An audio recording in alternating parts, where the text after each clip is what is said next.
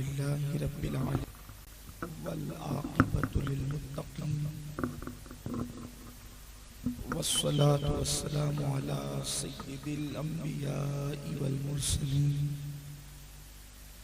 وعلى آله وأصحابه الطيبين الطاهرين أما بعد فأعوذ بالله من الشيطان الرجيم بسم الله الرحمن الرحيم وما أصابكم من مصيبة فبما كسبت أيديكم صدق الله العظيم غوث اعظم بمنے بے سر و ساما مددے قبلِ دین مددے کعبہ ایمان مددے انتظار کرم تست من عینی رائے خدا جو خدا بینو خدا دا مددے بگرداب بلا افتاد کشتی ضعیفان و شکستہ رات و پشتی بحق خواجہ عثمان ہارون مدد کن یا معین الدین چشتی مدد کن یا معین الدین چشتی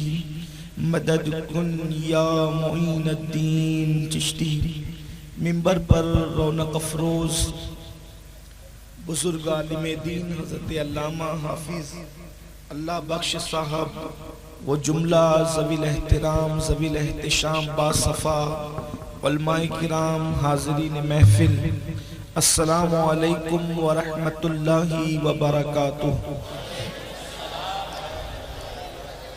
انتہائی عقیدت و محبت کے ساتھ اپنے اور ساری کائنات کے مرکز عقیدت انیس بے کساں چارہ ساز درد منداں ہم غریبوں کی غم گسار ہم فقیروں کی ثروت شہر یار ارم تاجدار حرم نوبہار شفاعت شب اسرا کے دولہ نوشے بزم جنت دانائے سبل مولائے کل ختم الرسل خسرو خوباں سیاح لامکاں وجہ کن فکام در اللہ المکنون سر اللہ المخزون عالم ما کانا وما یکون آب و گل انبیاء جانو دل اصفیاء مطلع ہر سعادت مقطع ہر سیادت خلاصہ کائنات فخر موجودات حضور احمد مجتبی محمد مصطفیٰ ارواح نافدہ صلی اللہ تعالی علیہ وآلہ وصحبہ وبارک وسلم کی بارگاہ بے کس پناہ میں بلند آواز سے میرے ساتھ مل کر پڑھیں الصلاۃ والسلام علیک یا رسول اللہ الصلاۃ والسلام علیک یا نبی اللہ الصلاۃ والسلام علیک یا حبیب اللہ وعلى آلك وأصحابك يا نور الله صلی اللہ تعالی علیہ وسلم۔ پھر کے گلی گلی تباہ ٹھوکریں سب کی کھائیں کیوں، پھر کے گلی گلی تباہ ٹھوکریں سب کی کھائیں کیوں، دل کو جو عقل دے خدا تیری گلی سے جائیں کیوں، رخصت قافلہ کا شور غش سے ہمیں اٹھائے کیوں، سوتے ہیں ان کے سائے میں کوئی ہمیں جگائے کیوں، اور غفلت شیخ و شاب پر ہنستے ہیں طفل شیر خوار، غفلت شیخ و شاب پر ہنستے ہیں طفل شیر خوار، کرنے کو گدگدی ابس آنے لگی بہائی کیوں۔ میرے پیارے آقا صلی اللہ تعالیٰ علیہ وسلم کے پیارے دیوانوں، آج کی یہ محفل اصلاح معاشرہ کے حوالے سے انعقاد پذیر ہے اور اسی مناسبت سے آیہ کریمہ کے ایک حصے کی تلاوت کرنے کا شرف حاصل کیا گیا ہے۔ میرا اللہ اس کے متعلق مجھے حق کہنے اور آپ تمامی خواتین و حضرات کو حق سن کر اس پر عمل کرنے اور اسے عام کرنے کی توفیق عطا فرمائے۔ اس وقت مسلم امہ جن مسائل سے پوری دنیا میں دوچار ہے وہ ہم سب کی نگاہوں کے سامنے ہے۔ یقیناً میری قوم کے وہ نوجوان جو الیکٹرانک میڈیا یا پرنٹ میڈیا سے وابستہ ہیں، یعنی ان لوگوں کا تعلق اس سے ہے اور یقیناً ہوگا، وہ اچھی طرح جانتے ہیں کہ پوری دنیا کے اندر یہود و نصارہ اور اسلام دشمن طاقتوں کی جو شرارتیں ہیں وہ حد سے بڑھتی جا رہی ہے اور حد سے تجاوز کرتی جا رہی ہے۔ مسلم امہ کا حال یہ ہے کہ مسلم امہ اللہ اکبر کہیں پر بستیاں ویران ہو رہی ہیں، کہیں پر مسلمانوں کے بے خصوص نوجوانوں کے لاشیں بے گور و کفن تڑپ رہے ہیں، کہیں پر مسلمانوں کی بستیوں سے دھوئیں اٹھ رہے ہیں، کہیں پر مسلمان بیٹیوں کو کی آبرو لوٹی جا رہی ہے، کہیں پر مسلم بیٹیوں کو لوجوں میں فروخت کیا جا رہا ہے، کہیں پر مسلمانوں کو کہ مسلمان ایجوکیشن حاصل نہ کر سکے، مسلمان تعلیم حاصل نہ کر سکے، مسلمانوں کو نت نئے طریقے سے گناہوں کے دلدل میں ڈھکیلا جا رہا ہے۔ میرے پیارے آقا صلی اللہ علیہ وسلم کے پیارے دیوانوں، کہیں پر شراب کو الگ الگ انداز کے اندر پرموٹ کیا جا رہا ہے، کہیں پر فیشن کے نام پر گناہوں کے دلدل میں ڈھکیلا جا رہا ہے۔ ایسے حالات کے اندر ایک مسلمان کی ذمہ داری کیا بننی چاہیے، ایک مسلمان کی ذمہ داری کیا ہونی چاہیے، آج ہمیں اس کا احساس کرنا ہے۔ میرے پیارے آقا صلی اللہ علیہ وسلم کے پیارے دیوانوں، اس لیے کہ اگر دو مسلمان کہیں ایک ساتھ جمع ہو جائیں، میں آپ سب کی توجہ چاہتا ہوں، اگر دو مسلمان کہیں ایک ساتھ جمع ہو جائیں اور وہ دونوں مل کر کے بیٹھے اور وہ امت کی فکر نہ کرے، تو قیامت کے دن ان دونوں مسلمانوں سے اللہ سوال کرے گا کہ تم دونوں مل کر کے بیٹھے تھے، تم نے میرے محبوب کی امت کی فکر کیوں نہیں کی تھی؟ آپ مجھے بتائیں، کہیں پر دو مسلمان جمع ہوں اور وہ امت کی فکر نہ کریں تو قیامت کے دن ان سے سوال ہوگا، اور کہیں پر ہزاروں مسلمانوں کا مجمع ہو اور مسلمان امت کی فکر کے حوالے سے کوئی بات نہ کرے، امت کی ترقی کے حوالے سے کوئی بات نہ کرے، امت کی کامیابی کے حوالے سے کوئی بات نہ کرے، تو کیا اتنے لوگوں سے سوال نہیں کیا جائے گا؟ میرے پیارے آقا صلی اللہ علیہ وسلم کے پیارے دیوانوں، تو میں آپ سب سے گزارش کرتا ہوں، تھوڑی دیر کے لیے فکر امت میں اپنا دھیان میری طرف کرے، اس لیے کہ آپ بڑی تعداد میں یہاں پر موجود ہے۔ اچھی طرح یاد رکھنا، ایک نوجوان اگر سنور جائے تو پوری قوم کو جو ہے انقلاب کی طرف وہ لے کر کے جا سکتا ہے۔ یہاں تو ہزاروں جوان موجود ہیں، اگر آپ نے میری طرف توجہ کی اور واقعی آپ سن کر کے عمل کرنے کے لیے آئے ہیں، تو میں سمجھتا ہوں کہ پیپاڑ اور قرب جوار کے آنے والے یہ جوان، انہی کی زندگی کا انقلاب آئندہ کے لیے مسلمانوں کے لیے بڑا مفید ثابت ہو سکتا ہے۔ میرے پیارے آقا صلی اللہ علیہ وسلم کے پیارے دیوانوں، اندازہ کریں، قرآن کہتا ہے آج مسلم امہ کے مسائل پر بہت سی کانفرنسیں ہو رہی ہے، مسلم امہ کے مسائل پر بہت ساری باتیں ہو رہی ہیں کہ مسلمان پیچھے کیوں ہیں، مسلمان سسکیاں کیوں لے رہا ہے، مسلمان بے چین کیوں ہیں، مسلمان بے قرار کیوں ہیں، مسلمانوں کی بیٹیوں کی آبرو کیوں لٹ رہی ہے، مسلمانوں کی بستیوں سے دھواں کیوں اٹھ رہا ہے، مسلمانوں کے لاشیں بے گور و کفن کیوں پڑے ہوئے ہیں؟ کیا آپ کو نہیں پتا؟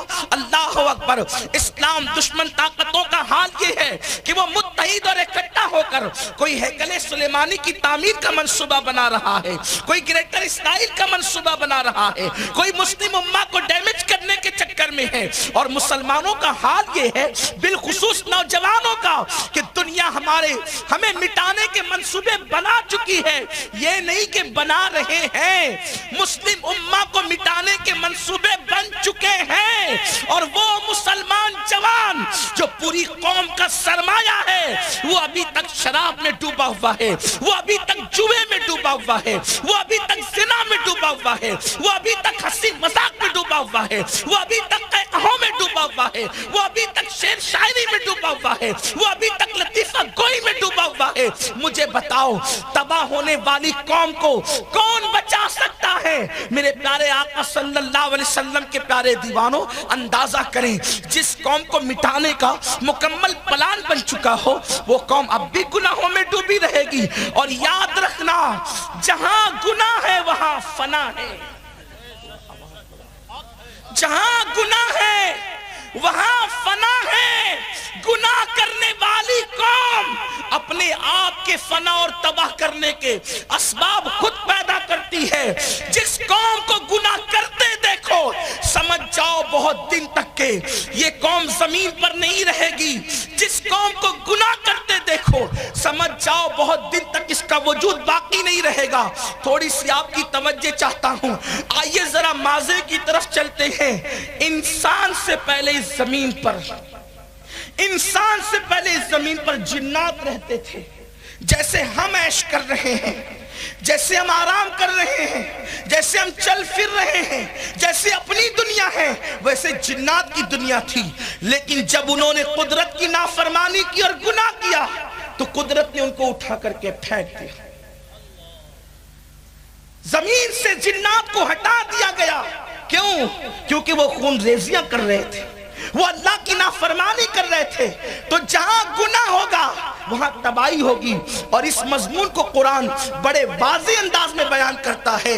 وَمَا أَصَابَكُم مِّن مُّصِيبَةٍ فَبِمَا كَسَبَتْ أَيْدِيكُمْ، کہ تم پر جو مصیبتیں آتی ہیں وہ تمہارے ہاتھ کی کمائی ہے، یعنی وہ تمہارے گناہوں کا بدلہ ہے، وہ تمہارے جرائم کا بدلہ ہے، وہ تمہارے گناہوں کا بدلہ ہے۔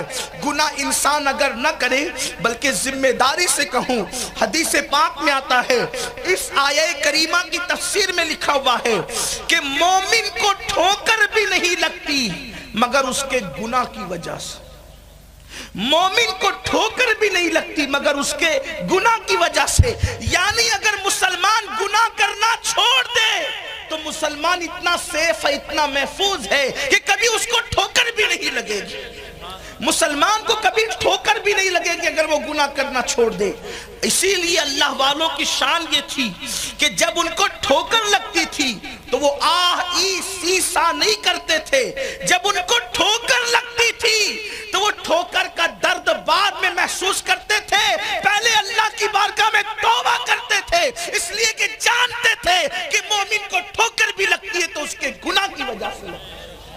آپ مجھے بتائیں جب کوئی گناہ کرے تو اس کو ٹھوکر لگتی ہے۔ میرے پیارے آقا صلی اللہ علیہ وسلم کے پیارے دیوانوں، تو یہ جتنی مصیبتیں ہیں، یہ جتنی بلائیں ہیں، کہیں نہ کہیں ہمارے گناہوں کی وجہ سے ہے۔ آئیے میں آپ کو بتاؤں، بہت سنجیدگی سے آپ بہت اچھے سے سن رہے ہیں، تو میں یہ چاہتا ہوں کہ اپنے دل کا درد آپ کے سامنے پیش کروں اور آپ کے سامنے رکھوں۔ اللہ کرے کسی کے دل میں بات اتر جائے، اس لیے کہ میری قوم کے جوانوں، جوان کسی قوم کا سرمایہ ہوتا ہے، جوان کسی قوم کی دولت ہوتا ہے، جوان کسی قوم کی قوت ہوتا ہے۔ جس قوم کا جوان سمر جاتا ہے اس قوم کی تاریخ سنہری حرفوں سے لکھی جاتی ہے، اور جس قوم کا جوان بگڑ جاتا ہے پھر وہ قوم کبھی فتح مند نہیں ہو پاتی، پھر وہ قوم کبھی کامیاب نہیں ہو پاتی۔ آئیے میں آپ کو بتاؤں، اس وقت پوری دنیا کے اندر کرونا وائرس کی وبا پھیلی ہوئی ہے اور پھیل رہی ہے، اور ایک رپورٹ کے مطابق یہ بھی پتا چلا ہے کہ کرونا وائرس جو ہے ہندوستان میں بھی داخل ہو چکا ہے۔ یہ آپ کو بھی پتا ہوگا، بلکہ شاید صوبہ راجستھان میں بھی، اگر یہ بات صحیح ہے جو میرے کان تک پہنچی ہے، کہ صوبہ راجستھان میں بھی اس کے مریض پائے جا رہے ہیں۔ اس کا مطلب یہ قریب سے قریب تر آ گیا ہے۔ میرے پیارے آقا صلی اللہ علیہ وسلم کے پیارے دیوانوں، کبھی آپ نے سوچا یہ وبائی بیماریاں یا یہ وبائی بیماریاں جیسے کہ سردی ہے، کھانسی ہے، بخار ہے، یہ نارمل بیماریاں ہیں، یہ آتی جاتی رہتی ہے، یہ ہمیشہ سے ہے اور اس کا تذکرہ ملتا ہے۔ لیکن کچھ بیماریاں ایسی ہوتی ہیں جس کو وبائی بیماری کہتے ہیں۔ جیسے مثال کے طور پر آپ جو ہے وہ اس کو لے لے، کرونا وائرس کو لے لے، اور اس سے پہلے اور بھی بیماریاں آئی تھی اور وہ بیماریاں آتی بھی رہتی ہیں۔ اسی طریقے سے مختلف وقتوں میں عذابات آتے ہیں، جیسے کبھی سونامی آئی تھی، اسی طریقے سے کبھی اور زلزلے آتے ہیں، اسی طریقے سے کبھی سمندروں میں موجیں اٹھتی ہے، بستی کے بستی تباہ ہو جاتی ہے، ویران ہو جاتی ہے۔ کبھی آپ نے سوچا کہ وبائی بیماریاں آتی کیوں ہیں؟ اللہ کے حبیب صلی اللہ علیہ وآلہ وسلم نے ارشاد فرمایا، دیکھو حضور علیہ السلام کی نگاہ غیب آج کے حالات بھی دیکھ رہی تھی۔ غیب دا نبی صلی اللہ علیہ وآلہ وسلم کی نگاہوں نے اللہ اکبر آج کے حالات کو کس طریقے سے بیان کیا آپ محسوس کر سکتے ہیں۔ میرے اور آپ کے کے آقا مصطفیٰ کریم رؤوف الرحیم صلی اللہ علیہ وسلم ارشاد فرماتے ہیں جب میری امت میں زنا کی کثرت ہوگی، جب میری امت میں زنا کی کثرت ہوگی تو اس وقت اللہ ان پر ایسی ایسی بلائیں نازل فرمائے گا، ان کے نام نہ انہوں نے سنا ہوگا نہ ان کے باپ داداؤں نے سنا ہوگا۔ آپ سے پوچھتا ہوں کرونا وائرس کا تذکرہ، اس بیماری کا تذکرہ کیا آج سے 2 سال 10 سال پہلے کبھی ہم نے سنا تھا؟ ہمارے باپ داداؤں نے سنا تھا؟ میرے پیارے آقا صلی اللہ علیہ وسلم کے پیارے دیوانوں یاد رکھنا، اللہ اکبر، انسان جو چاہتا ہے کرتا ہے لیکن کرتے وقت اس کو اس کے گناہ کی انجام کی فکر نہیں رہتی۔ یاد رکھنا گناہ کوئی بھی کرے، کوئی بھی کرے، گناہ گناہ ہے، گناہ کوئی بھی کرے گناہ گناہ ہے۔ اور قدرت کی غیرت کا حال یہ ہے کہ جو گناہ کرتا ہے وہ اس کی سزا پاتا ہے۔ کوئی بھی گناہ کرے اگر اللہ اپنے کرم سے معاف کر دے تو الگ بات ہے، لیکن قدرت کی غیرت کا حال یہ ہے کہ جو گناہ کرتا ہے قدرت اس کو سزا دیتی ہے، اور کبھی کبھی سزا دیتی ہے تو انسان کو اس کی خبر بھی نہیں ہو پاتی، پتہ بھی نہیں چلتا کہ مجھے سزا مل رہی ہے۔ بنی اسرائیل میں ایک شخص تھا، بڑا پاپی اور گنہگار تھا۔ ایک دن اس نے بڑے تکبر کے لہجے میں کہا یار میں اتنے گناہ کرتا ہوں لیکن مجھے اللہ سزا نہیں دیتا۔ توجہ کرنا، اللہ کے عذاب میں کون کون گرفتار ہے اس مجمع میں ابھی پتہ چل جائے گا۔ اللہ کے عذاب میں کون کون گرفتار ہے اس مجمع میں ابھی پتہ چل جائے گا۔ حدیث پاک کی روشنی میں بنی اسرائیل کا شخص ہے، وہ کہتا ہے یار میں اتنے گناہ کرتا ہوں، اتنے پاپ کرتا ہوں لیکن اللہ مجھے عذاب نہیں دیتا، اس لیے کہ میرے پاس دولت ہے، میرے پاس اولاد ہے، میرے پاس یہ ہے، میرے پاس وہ ہے، ساری نعمتیں تو میرے پاس موجود ہے، مجھے عذاب نہیں آتا اللہ کا۔ جب اس نے تکبر کے لہجے میں یہ بات کہی، اللہ نے اس دور کے نبی کو وحی نازل فرمائی اور ارشاد فرمایا اس بدبخت سے پوچھ لیجئے کیا کبھی اس کو میرے ذکر کی توفیق ملتی ہے؟ کیا اس کو میری عبادت کی توفیق ملتی ہے؟ کیا کبھی اس کو میری محبت میں رونے کی توفیق ملتی ہے؟ جب اس سے پوچھا گیا تو اس نے کہا نہیں، تو فرمایا گیا اس سے بڑا عذاب کیا ہوگا کہ اللہ نے عبادت کی توفیق چھین لی ہے۔ اس سے بڑھ کر کے عذاب کیا ہوگا کہ خدا نے عبادت۔ آپ سوچیں یہ عذاب ہے، عذاب۔ حضرت عیسیٰ علیہ السلام فرماتے ہیں میں نے ایک شخص کو دیکھا، اس کے ہاتھ کٹے ہیں، پیر کٹے ہیں، کچھ نہیں ہے اس کے وجود پر، اور راستے کے کنارے پڑا ہے اور کہتا ہے الحمدللہ الحمدللہ الحمدللہ۔ مجھے تعجب ہوا، اس کے پاس رہا کچھ نہیں، نہ مکان ہے، نہ روٹی ہے، نہ کپڑا ہے، نہ ہاتھ ہے، نہ پیر ہے، نہ آنکھیں ہیں، کچھ نہیں ہے۔ یہ اللہ کا شکر کس بات پہ ادا کر رہا ہے؟ تو عیسیٰ علیہ السلام نے کہا بندے تیرے پاس ہے کیا جس کی وجہ سے تو شکر ادا کر رہا ہے؟ تو اس نے جواب دیا اللہ کے نبی اللہ نے سب لے لیا مگر عبادت کی توفیق نہیں لی، اس سے بڑھ کر نعمت کیا؟ اللہ نے اس لیے کہ قدرت جس سے ناراض ہوتی ہے اس سے غذا نہیں چھینتی، قدرت جس سے ناراض ہوتی ہے اس سے عبادت کی توفیق چھین لیتی ہے۔ اب اللہ راضی ہے یا ناراض ہے؟ سوچو، مسجد میں آنے کی توفیق ہے؟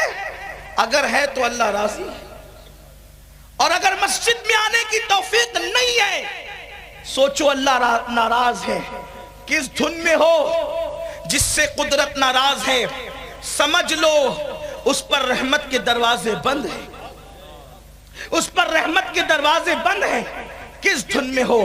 دکان جانے کی توفیق ہے، دوڑتے بھاگتے دکان جا رہے ہو، کرکٹ کا میدان جانے کی توفیق ہے، دوڑتے بھاگتے جا رہے ہو، دوستوں کی شادیوں میں جانے کی توفیق ہے، دوڑتے بھاگتے جا رہے ہو، سب جگہ جا رہے ہو، آخر مسجد میں کیوں نہیں آ رہے ہو؟ اس لیے کہ مسجد میں ہر کوئی نہیں آ سکتا، مسجد میں ہر کوئی نہیں آ سکتا۔ جس کو قدرت منتخب کر لیتی ہے اپنی رحمت کے لیے اسی کو مسجد آنے کی توفیق نصیب ہوتی ہے۔ مسجد میں کیوں نہیں آ رہے ہو؟ ہر جگہ جا رہے ہو، ہر جگہ جا رہے ہو، مسجد میں کیوں نہیں آتے؟ اور سن لو آج مسلمان روٹی کے ٹکڑے ٹکڑے کو بھی ترس رہا ہے۔ ہاں آپ کہیں گے نہیں ہمارے گھر میں تو سب بھرا ہوا ہے، سب بھرا ہے، لیکن دل کو سکون بھی ہے. کتنے لوگ ہیں جو پرسکون ہیں. ہم تو پورے ہندوستان میں جاتے ہیں الحمدللہ، اور لوگوں سے، ہر قسم کے لوگوں سے ملاقات، غریب سے، امیر سے، مزدور سے، مالدار سے، بھوکے، سب پیاسب سے، سب کا مسئلہ ایک ہے. کوئی مطمئن نہیں ہے الا ماشاء اللہ، کوئی مطمئن نہیں ہے. یہ مسئلہ، یہ مسئلہ، یہ پرابلم، وہ پرابلم، وہ یہ سب چیزیں ہیں. کیا مسئلہ ہے؟ قوت القلوب میں شیخ ابو طالب مکی رحمت اللہ علیہ ایک حدیث لکھتے ہیں. اللہ کے رسول علیہ السلام نے ارشاد فرمایا کہ جب اذان ہوتی اذان تو روئے زمین کی ساری دولت سمیٹ کر مسجد میں لائی جاتی. جب اذان ہوتی ہے تو روئے زمین کی ساری دولت سمیٹ کر، نعمتیں سمیٹ کر مسجد میں لائی جاتی ہے. اور اللہ کے رسول علیہ السلام نے فرمایا جو مسجد میں آتے ہیں اللہ انہیں روزی بھی دیتا ہے اور روزی میں برکت بھی دیتا ہے، اور جو مسجد میں نہیں آتے روزی تو دیتا ہے برکت نہیں دیتا. آج برکت کے لیے پریشان ہیں. بڑی معذرت کے ساتھ کچھ لوگ کہتے ہیں مولانا تعویذ دے، سید صاحب تعویذ دے، پیر جی تعویذ دے برکت کا. بڑی معذرت کے ساتھ میں تعویذ کا انکار کرنے نہیں بیٹھا، لیکن ایک خاص بات آپ کو بتانے بیٹھا ہوں. دیکھیے، چائے کے اندر اگر شکر ڈالی جائے تو چائے لذیذ ہو جاتی ہے، لیکن اگر کوئی سرفرہ یہ کہے کہ یار ہم نے چائے کے اندر شکر ڈالی تھی، شکر کی چائے کی لذت بڑھ گئی، تو ایک کام کریں گے، اب ہم سالن میں بھی شکر ڈالیں گے اور پھر ہم جو ہے وہ چٹنی میں بھی شکر ڈالیں گے. تو بتائیں کہ سالن کے اندر مزہ شکر ڈالنے سے اس کا مزہ بڑھ سکتا ہے یا اس کا مزہ کرکرا ہو جائے گا، خراب ہو جائے گا، اس کی لذت چلی جائے گی. تو شکر جہاں اس کا کام ہے وہاں ڈالیں گے تو شکر لذت دے گی. اس کو کہیں اور استعمال کریں گے تو پھر وہ کام نہیں آئے گی بلکہ کام خراب کر دے گی. تو شکر کا استعمال وہیں ہونا چاہیے جہاں اس کی ضرورت ہے. اور آسان لب و لہجے میں سمجھا دیں آپ کو کہ دیکھیے آپ، پانی جو ہے مفید ہے، پانی زندگی کے لیے بے پناہ ضروری ہے. تو آپ نے پانی ڈالا جو ہے وہ کھیت میں پودے اگائے، آپ نے پانی ڈالا جو ہے آٹے میں وہ آٹا گن گیا، آپ نے پانی ڈالا اپنے پیٹ میں تازگی مل گئی. آپ نے سوچا یار یہ پانی بڑی اچھی چیز ہے، چلو مائک میں بھی ڈال دیتے ہیں، موبائل میں بھی ڈال دیتے ہیں، تو بولو یہ پانی مفید ہے. لیکن اس کا محل نہیں تھا کہ آپ اس کو مائک میں ڈالتے یا آپ اس کو جو ہے وہ موبائل میں ڈالتے. یہاں پانی جائے گا تو کام خراب کرے گا. بلا تمثیل، بلا تمثیل تعویذ کی اہمیت اپنی جگہ ہے کہ آپ تعویذ کسی بیمار کو پلا دے شفا ہو جائے، اس کے گلے میں ڈالے جس کو سحر جن نے جو ہے وہ چھو لیا ہے تو شفا ہو جائے. لیکن نماز چھوڑنے کی وجہ سے جس کے گھر سے برکت اللہ نے اٹھا لی ہو، نماز چھوڑنے کی وجہ سے جس کے گھر سے برکت اللہ نے اٹھا لی ہو، اب کوئی تعویذ تو کیا، اگر پورا قرآن بھی اس کے گھر میں لے جا کے رکھ دو تو بھی برکت نہیں ہو سکتی. کیوں نہیں ہو سکتی؟ اس لیے کہ جس کے گھر سے اللہ برکت اٹھا لے اس کے گھر میں دنیا کی کوئی تعویذ جو ہے وہ برکت پیدا نہیں کر سکتی. اس کے لیے برکت کے لیے سجدہ ضروری ہے، اس کے لیے نماز ضروری ہے، اس کے لیے عبادت ضروری ہے. میرے پیارے آقا صلی اللہ علیہ وسلم کے دیوانوں، تو یاد رکھو اللہ جس سے ناراض ہوتا ہے اس سے لقمہ نہیں چھینتا، اس سے عبادت کی توفیق چھین لیتا ہے، اس سے سجدے کی لذت چھین لیتا ہے. اللہ اکبر. آج میری قوم کا جوان موبائل میں وقت تو لگا رہا ہے، آج میری قوم کا جوان کرکٹ میں تو وقت لگا رہا ہے، آج میری قوم کا جوان گناہوں کی اڈوں پر تو وقت لگا رہا ہے، سجدے کے لیے ٹائم نہیں ہے. مگر یاد رکھنا میرے پیارے آقا صلی اللہ علیہ وسلم کے پیارے دیوانوں، اگر کوئی شخص ایک وقت کی نماز جان بوجھ کر چھوڑ دے اس کا نام جہنم کے دروازے پہ لکھ دیا جاتا ہے. تھوڑی دیر سوچنا، غور کرنا. یہ حدیث آپ نے کوئی نئی بات نہیں کر رہا ہوں، بار بار سنی ہے، کبھی غور کرنا. اگر پولیس کے رجسٹر میں کسی کا نام لکھ دیا جائے پوری فیملی بے چین ہوتی ہے، نہیں ہوتی؟ اب کیا ہوگا، اب کیا ہوگا، اب کیا ہوگا. لیکن پولیس رشوت لے کے بھی نام کاٹ سکتی ہے، آپ سورس لگا کے بھی کٹوا سکتے. میرے ملک ہندوستان کی پولیس ایسی ہے، میں یہ نہیں کہہ رہا ہوں، پوری دنیا بھر میں کہیں بھی پولیس ہو سکتی ہے. اور کوئی پولیس کہیں کی بھی ہو، یہ کسی ملک کی بات نہیں کر رہا ہوں، ایک جنرل بات کر رہا ہوں، نام آ گیا پولیس کے رجسٹر میں، پورا گھر پریشان، جس کا نام آیا وہ کروٹیں بدلتا ہے کہ یار میرا نام پولیس کے رجسٹر میں آ گیا، کیا ہوگا۔ سوچو تو صحیح، اپنے جیسا انسان جس کو اپنے جیسے لوگوں نے نوکری دی ہے، جو اپنے جیسے لوگوں سے پگار کھاتا ہے، جو کبھی رشوت بھی لے سکتا ہے، کبھی سورس سے دب بھی سکتا ہے، اس کے رجسٹر میں نام آنے پر ہم اتنا بے چین اور بے قرار ہو جاتے ہیں۔ لیکن نماز چھوڑنے کی وجہ سے جہنم کے دروازے پر روزانہ آپ کا نام، آپ کے بیٹوں کا نام، آپ کی بیوی کا نام، آپ کی امی کا نام، آپ کے ابو کا نام، پورے گھر کا نام جہنم کے دروازے پہ لکھا جا رہا ہے۔ کبھی ہماری نیند اڑی ہے، کبھی ہم بے چین ہوئے ہیں، کبھی ہم بے قرار ہوئے ہیں۔ اگر نہیں ہوئے ہیں تو اس کا مطلب یہ ہے کہ ہم زبان سے محمد الرسول اللہ کہتے ہیں اور دل میں جو رسول اللہ کی بات پر یقین ہونا چاہیے، شاید وہ یقین ہمارے دلوں کے اندر نہیں رہ گیا ہے۔ یہی وجہ تو ہے کہ پولیس کے رجسٹر کا نام بے چین کرتا ہے، جہنم کے اوپر جو نام لکھا جا رہا ہے وہ بے چین کیوں نہیں کرتا، وہ بے قرار کیوں نہیں کرتا۔ اور پوچھنا چاہتا ہوں کہ ہم اتنے طاقتور ہو گئے، ہم اتنے قوت والے ہو گئے، ہم اتنے طاقت والے ہو گئے کہ ہم اللہ کی عذاب کو برداشت کر سکیں گے؟ ہمارے جسم میں اتنی طاقت ہے، ذرا سوچو تو صحیح، اور وہ بھی نماز کا عذاب، نماز ترک کرنے کا عذاب، کیا ہم برداشت کر سکیں گے؟ اللہ اکبر۔ میرے اور آپ کی آقا غیب دا نبی صلی اللہ علیہ وآلہ وسلم ارشاد فرماتے ہیں کہ جہنم کے اندر ایک وادی ہے، وادی جہنم میں ایک وادی ہے، اس وادی کا نام وادی حبہب ہے، اور اس کے اندر ایک اور وادی ہے، اس وادی کا نام وادی لملم ہے۔ وہ وادی لملم، سنو، ہم اپنے نبی کو جو غیب دا مانتے ہیں اسی بنیاد پر مانتے ہیں کہ جو جہنم نہ ہم نے دیکھا، نہ باپ داداؤں نے دیکھا، نہ کوئی چھو سکتا ہے، نہ کوئی دیکھ سکتا ہے، وہ جہنم کا ذکر نبی نے کیا ہے، جس جنت کو بھی ہم تصور نہیں کر سکتے، حضور نے جنت کا ذکر کیا ہے۔ اللہ اکبر۔ میرے آقا علیہ الصلوۃ والتسلیم نے باذن اللہ کی عطا سے جو غیب کی خبریں بتائی ہے، وہ اس کو ذرا محسوس تو کرو آپ کہ اللہ اکبر، جہنم کے اندر ایک وادی ہے، اس وادی کا نام وادی حبہب ہے۔ اس حدیث کو امام غزالی نے لکھا ہے، جو اسی وادی میں ایک وادی ہے جس کا نام وادی لملم ہے، اور جو وادی لملم ہے اس کا حال یہ ہے کہ وہ وادی سے جہنم ایک دن میں 36 مرتبہ پناہ مانگتا ہے۔ وادی لملم سے جہنم ایک دن میں 36 مرتبہ پناہ مانگتا ہے، اور اگر جہنم کی اس وادی کو سوئی کے ناکے کے برابر کھول دیا جائے تو اتنی گرمی اس سے نکلے کہ دنیا کے سارے انسان مر جائیں۔ یہ ہے اس جہنم کی وادی کا حال کہ سوئی کے ناکے کے برابر اگر اس کو کھولا جائے تو اس کی گرمی سے انسان سارے مر جائیں۔ اللہ اکبر۔ میرے آقا علیہ السلام فرماتے ہیں اس میں جو بچھو ہے وہ اونٹوں کی طرح موٹے موٹے ہیں۔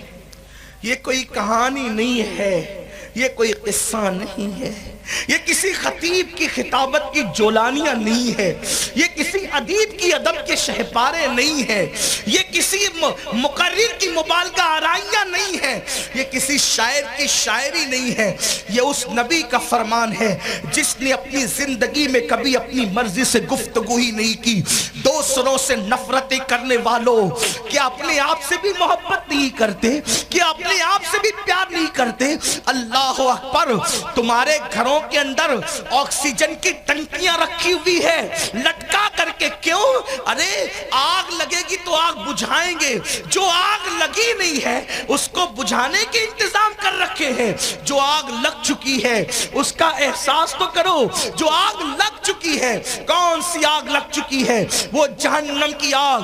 اور اللہ 1-2 سال نہیں، 3000 سال تک قدرت نے اس کو بھڑکایا ہے۔ اب جو جہنم کی آگ جل رہی ہے اس میں نہ روشنی ہے، اس میں نہ نور ہے، اس میں نہ اجالا ہے، اس میں اندھیرا ہی اندھیرا ہے، اس میں تاریکی ہی تاریکی ہے، اس میں بدبو ہی بدبو ہے۔ اللہ اکبر۔ فقی ابو لیث سمرقندی نے لکھا ہے کہ دنیا کی یہ جو آگ ہے، جہنم کی آگ کو 70 مرتبہ رحمت کے پانی سے دھویا گیا ہے، تب یہ دنیا کی آگ بنی ہے۔ دنیا کی آگ کی حرارت کا یہ تو جہنم کی آگ کی حرارت کا عالم کیا ہوگا؟ تھوڑی دیر محسوس کرو اور پھر اس نبی کا فرمان دل کے کانوں سے سنو جس نے اپنی طبیعت سے کبھی کلام نہیں کیا۔ زبان ان کی ہوتی ہے، کلام خداوند قدوس کا ہوتا ہے۔ وَمَا يَنْتِقُ عَنِ الْهَوَىٰ إِنْ هُوَ إِلَّا وَحْيٌ يُوحَىٰ۔ وہ پیارے محبوب تو اپنی طبیعت سے کبھی کلام کرتے ہی نہیں، زبان ان کی ہوتی ہے اور کلام وحی الہی ہوتا ہے۔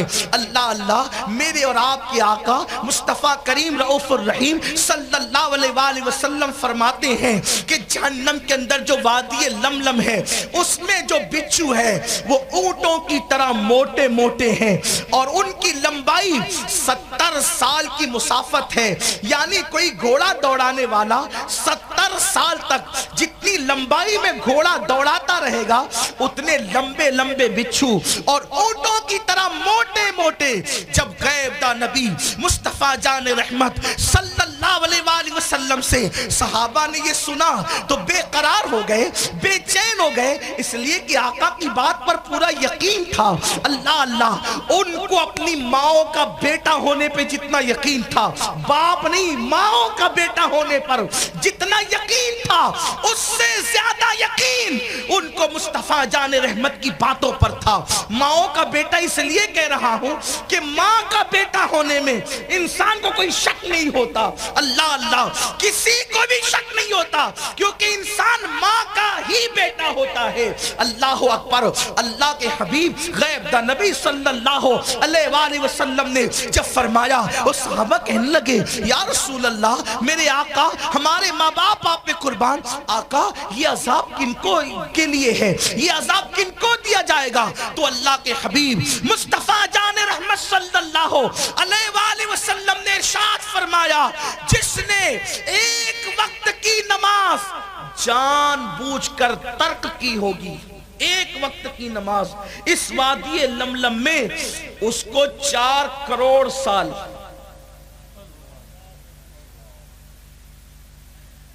اس وادی لملم میں 4 کروڑ سال کتنی نماز؟ ایک وقت کی نماز۔ ایک وقت کی نماز میں 10 سے 15 منٹ کا ٹائم لگتا ہے، 10 سے 15 منٹ۔ دوستوں کی محفلیں سجا کر گھنٹوں برباد کرنے والوں، موبائل چیک کرنے کے لیے، واٹس ایپ چیک کرنے کے لیے بیٹھتے ہو گھنٹوں چلے جاتے ہیں، فیس بک پہ بیٹھتے ہو گھنٹوں چلے جاتے ہیں۔ اللہ کی ایک وقت عبادت کے لیے نماز کے لیے آؤ، 15-20 منٹ سے زیادہ کا ٹائم نہیں لگتا، مگر اس کے لیے وقت نہیں، اس کے لیے ٹائم نہیں۔ ایک وقت کی نماز جس نے جان بوجھ کے چھوڑی، وادی لملم میں، کون سی وادی جس کو کہتے ہیں اللہ، جس سے اللہ اکبر، جس سے جہنم بھی ایک دن میں 36 مرتبہ پناہ مانگتا ہے، اس وادی کے اندر 4 کروڑ سال تک اسے جلایا جائے گا۔ میری قوم کے جوانوں، وہ جسم میں طاقت کہاں سے لاؤ گے، قوت کہاں سے لاؤ گے؟ اللہ کے عذاب کو برداشت کرنے کی طاقت 4 کروڑ سال کس کو کہتے ہیں؟ 4 کروڑ سال کس کو کہتے ہیں؟ افسوس، صد افسوس، ہم نے اپنے آپ کی بھی پرواہ نہیں کی۔ میری قوم کے جوانوں، ہم کمزور اتنے ہیں، اتنے کمزور ہیں، اگر بتی کا چٹکا لگ جائے تو ہم بے چین ہو جاتے ہیں، سگریٹ کا چٹکا لگ جائے ہم بے قرار ہو جاتے ہیں۔ کتنے کمزور ہیں ہم، اگر ہم پر مچھر ڈنک مارے ہم برداشت نہیں کر پاتے، ہم سوئے رہتے ہیں اور مکھی ہمارے جسم پہ چلتی ہے تو ہماری نیند اڑ جاتی ہے۔ ہائے ہائے، اتنے کمزور ہے، اتنے کمزور ہے، اگر کوئی ڈانٹ دے تو اپنا چہرہ بگڑ جاتا ہے، چہرہ اتر جاتا ہے۔ لوگ پوچھتے ٹھیک تو ہے، آپ کا چہرہ اترا ہوا کیوں ہے؟ لوگ کہا کسی نے ڈانٹا تھا۔ سوچو میری قوم کے جوانوں، اتنے کمزور ہیں۔ اللہ کا وہ عذاب، اللہ کا وہ عذاب جس کو پہاڑ بھی برداشت نہیں کر سکتے، اللہ کا وہ عذاب جس کو پہاڑ بھی اٹھا نہیں سکتے، وہ ہمارا یہ نازک جسم، کمزور جسم کیسے برداشت کر سکے گا؟ کتنے نادان ہے نا، کتنے کمزور ہے نا۔ اور پھر سوچو تو صحیح، اللہ اکبر، جب کوئی مصیبت آئے اللہ بچا لے، ایکسیڈنٹ ہوتے ہوتے بچ گیا تو کیا کہتے ہو؟ اللہ نے بچا لیا۔ صحیح، زہر منہ میں چلا گیا تھا، بچ گیا، اللہ نے بچا لیا. صحیح، کچھ پی لیا، نقصان تھا، پوائزن ہو گیا، انفیکشن ہو گیا، بچ گیا، اللہ نے بچا لیا. ارے ہر مصیبت سے اللہ بچائے، لیکن بے نمازی کو بچانے والا اللہ جب عذاب میں گرفتار کرے کون بچائے گا؟ قدرت جس کو عذاب دینے کا فیصلہ کر لے، قدرت جس کو عذاب دینے کا فیصلہ کر لے، اسے دنیا کی کوئی طاقت نہیں بچا سکتی.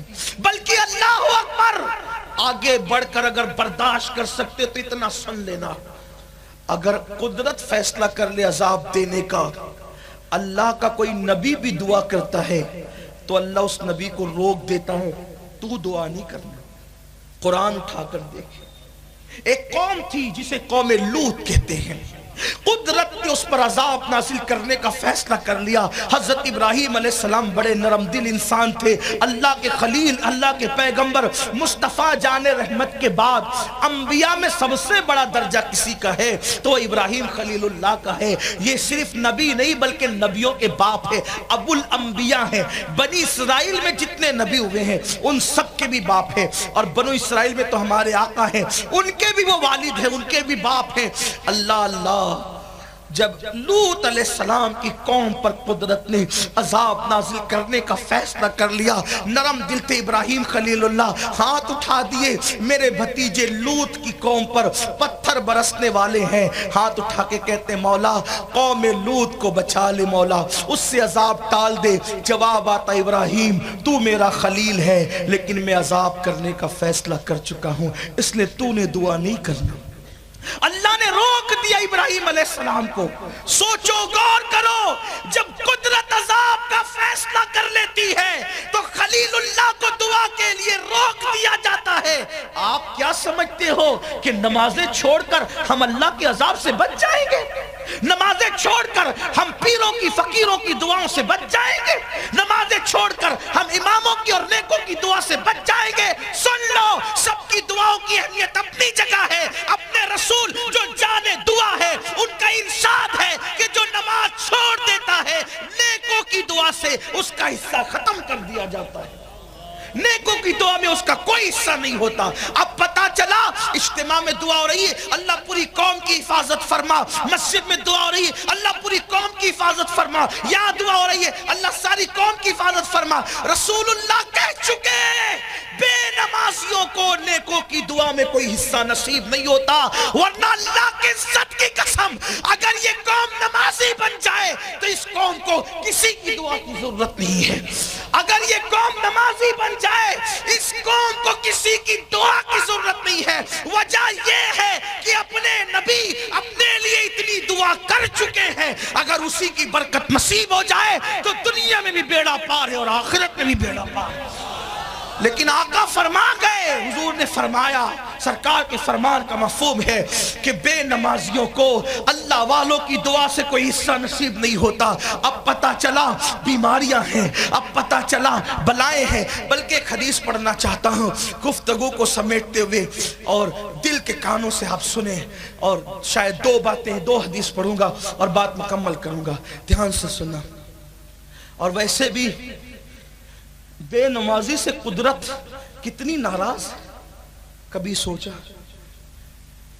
صاحب نزہت المجالس نے ایک الہامی کتاب کے حوالے سے لکھا ہے، لکھتے ہیں کہ اللہ کا فرمان ہے کہ میں بے نمازی پر بھی لعنت کرتا ہوں. لعنت کا مطلب کیا؟ اللہ کی رحمت سے دور.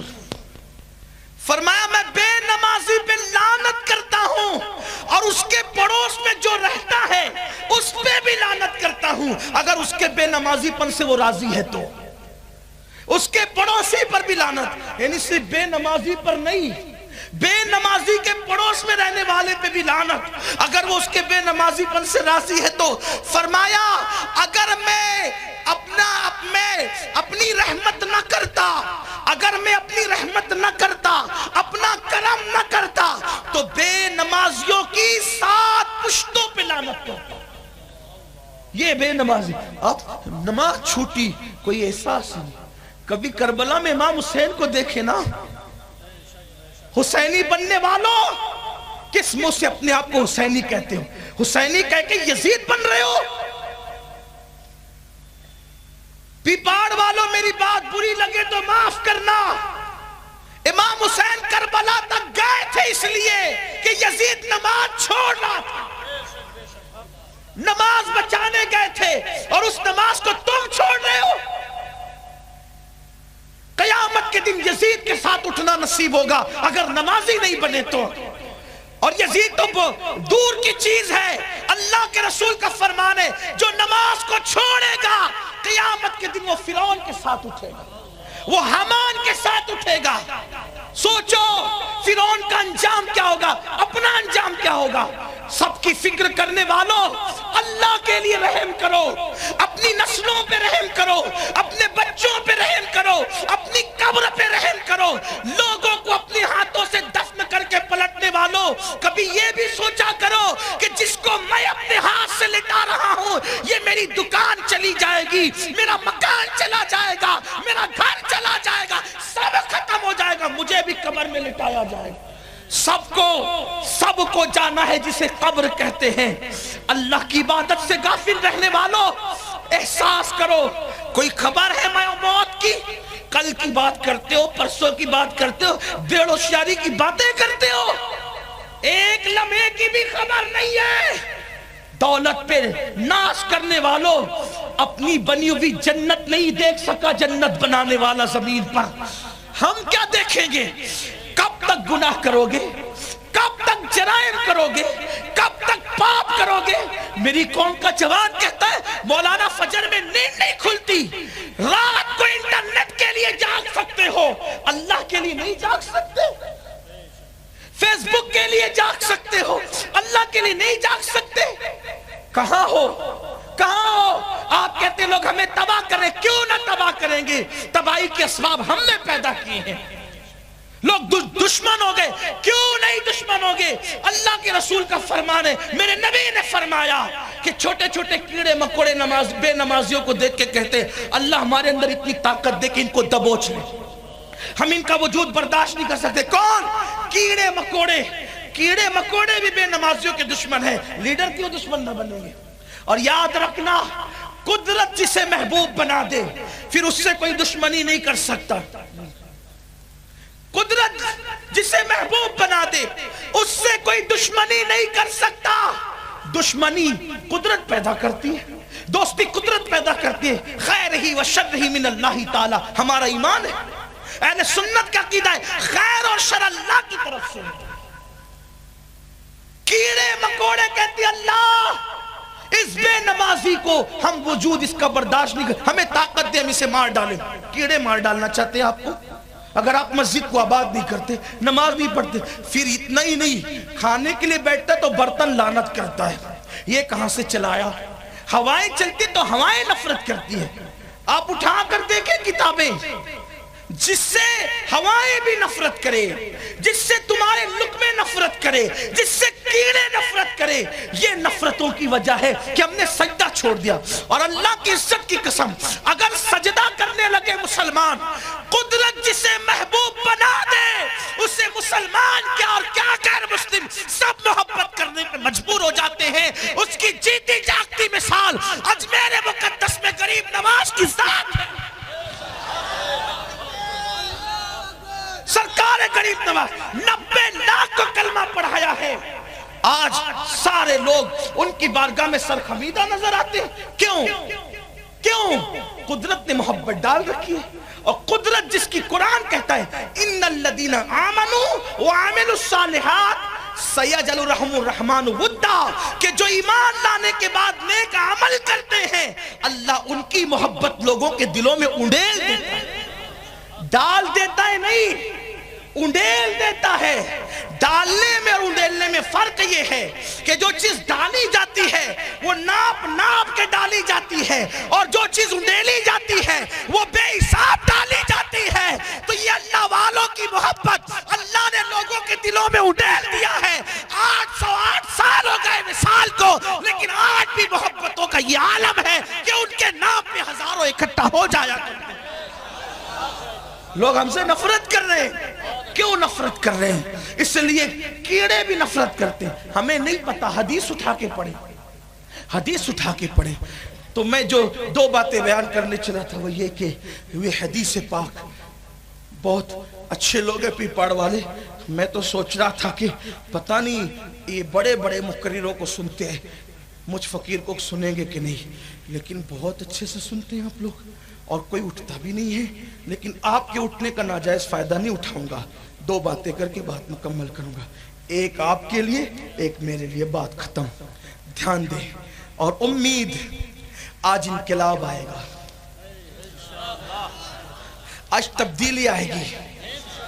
پیپاڑ کی سرزمین اور گرد و نواح سے آنے والے مسجدوں کو فجر میں یوں بھریں گے، اگر کوئی مسافر اچانک میں آ گیا تو کہے گا کہ یہ فجر میں جمعہ کی نماز تو نہیں ہو رہی ہے، سجدہ کرو، سجدہ کرو، عمل کے لیے آئے ہو تو سجدہ۔ اور جو بندہ سجدہ کرتا ہے نا وہ دیندار خود بخود ہو جاتا ہے۔ بہت سارے نوجوان میرے پاس آتے ہیں، کہتے ہیں کہ میں یہ گناہ کرتا ہوں، یہ گناہ کرتا ہوں، میرا تعلق جوانوں سے بہت رہتا ہے کہ تو وہ میرے پاس آ کہتے ہی کرتا ہوں، یہ کرتا ہوں، اب بچ نہیں پاتا ہوں۔ میں اس کو ایک ہی بات کہتا ہوں، نماز پڑھ، نماز پڑھ۔ میرا ایمان ہے ان الصلاۃ تنہا عن الفحشاء والمنکر، جس کو نیک بننا ہے پہلا زینہ نماز، نماز پڑھو۔ قرآن کا اعلان ہے کہ بے شک نماز تمام برائی اور بے حیائی سے روک لیتی ہے۔ نماز پڑھو، نماز پڑھنا اپنا کام ہے، قدرت کا کرم دیکھنا کیسے چھما چھم برستا ہے۔ ہاں، اور ایک بات آپ کو بتاؤں، قدرت کے مہمان ہے وہ جو مسجد میں آتے ہیں۔ پیپاڑ والوں، ابھی تو میں نے تمہاری مہمانی سننے کے حوالے سے دیکھی، بہت زبردست لوگوں، ٹھیک، پھولار ڈالا، امامہ پیش کیا، سب چیزیں پیش کی،